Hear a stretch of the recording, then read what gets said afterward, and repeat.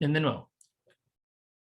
Vamos a mirar la producción de bienes de lujo y bienes de necesidades básicas. El crecimiento económico, en una primera etapa, se genera una mayor producción de bienes de servicios para satisfacer necesidades básicas, como alimentos, vestidos, etc. Y una menor cantidad de bienes de lujo. Pero a medida que se alcanzan niveles más altos de crecimiento, de la producción real, se desplaza la frontera de posibilidades de producción hacia la derecha, aumenta también la proporción en la producción de bienes de lujo, lo que está señalado en los puntos B y C. Las curvas más desplazadas hacia la derecha, por lo tanto, en la medida que se genera un mayor nivel de crecimiento económico, mayor es la producción y consumo a la vez de bienes de lujo. Lo vamos a ver también más adelante cuando hablemos de los bienes de consumo, ¿sí?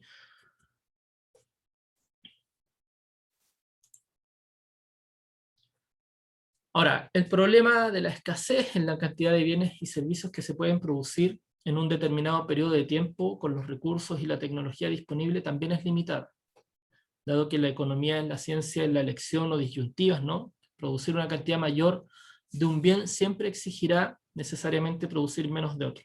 Desde ahí la pendiente negativa de la curva de frontera de posibilidades de producción. Y la existencia de costos de oportunidad. Yo no podría producir, por un lado, no podría producir ilimitadamente lo que quiera, porque tampoco podemos consumir ilimitadamente, pero además tiene que generarse siempre una elección, dado que los recursos son escasos. Por lo tanto, siempre va a haber un costo de oportunidad en la producción de más de un bien.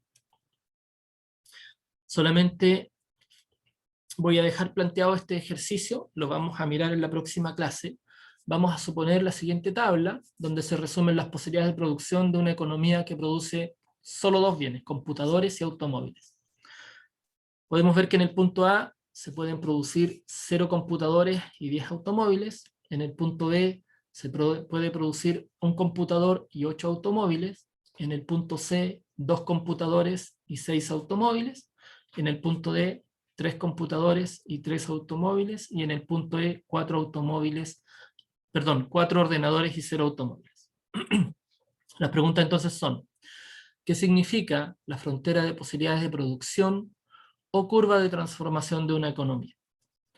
La pregunta B, represente gráficamente la frontera de posibilidades de producción de esta tabla, en este caso de la producción de ordenadores y automóviles. C, explique qué es el costo de oportunidad y hallar el costo de oportunidad cuando la economía pasa del punto C al punto D. La siguiente pregunta, ¿existen rendimientos crecientes, decrecientes o constantes? Justifique la respuesta. Y finalmente, ¿qué significaría un aumento de los factores productivos y cómo se reflejaría en la representación gráfica? Por lo tanto, vamos a dejar solamente planteado. La idea es que en la próxima clase podamos ir mirando el desarrollo de esta pregunta. También van a poder ver, no lo vamos a desarrollar en clase, se los voy a dejar y ustedes lo miran después que resolvamos el siguiente, pero también aquí hay una posibilidad de producción de bienes X y bienes Y. Esa es la tabla de posibilidades de producción, y aquí las preguntas son similares. Ubique estos puntos en una gráfica, parecen alinearse a lo largo de una línea recta. ¿Cuál es la frontera de posibilidades de producción de esa línea recta? La pregunta B dice, explique por qué los niveles de producción, cuando X se producen 400 y de Y 200, o X 300 y de Y 300 son ineficientes. Muestre esos niveles de producción en su gráfica.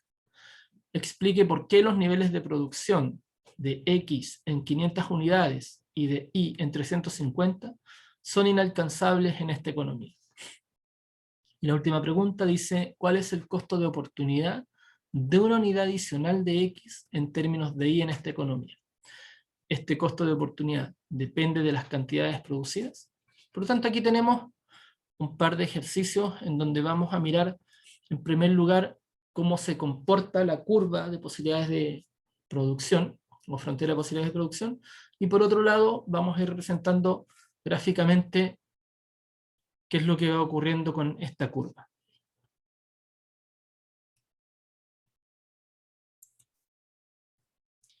¿Sí? Por lo tanto, la idea en el fondo de ir mirando la curva de posibilidades de producción es reflejar con claridad cuáles son las posibilidades que tienen los productores, dadas las tecnologías o los capitales de trabajo que existen en la producción de dos bienes, para producir estos bienes. Cuáles son las combinaciones más adecuadas o más eficientes de la producción de los dos bienes, dónde, y estas respuestas ya las deben haber buscado antes en cuanto a qué producir, cómo producir y cuánto producir.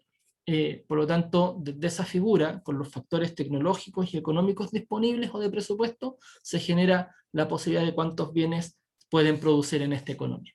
La idea es que en esta figura podamos ya ir viendo cuáles son los determinantes que tienen los productores en relación al consumo, y lo vamos a profundizar en las clases siguientes con las otras unidades, con la teoría del consumidor, respecto de las posibilidades de producción. Ahora, es importante también reflejar, y seguramente lo vamos a tocar en las próximas clases, que esta frontera de posibilidades de producción también existe para el consumidor, dado que ustedes tienen una restricción cuando se enfrentan a la disyuntiva también de comprar un bien u otro.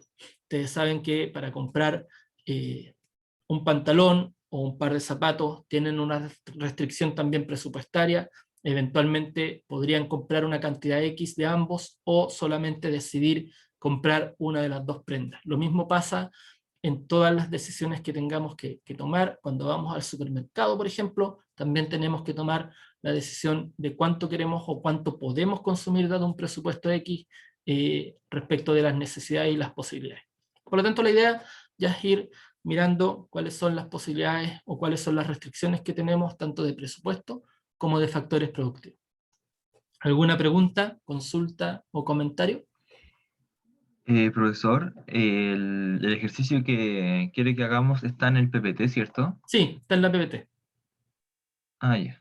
efectivamente. Así que lo van a poder revisar, lo vamos a poder mirar en la próxima clase también. ¿Bien? Ok, muchas gracias por conectarse. Como les decía, las clases entiendo que están en el sistema, las PPT.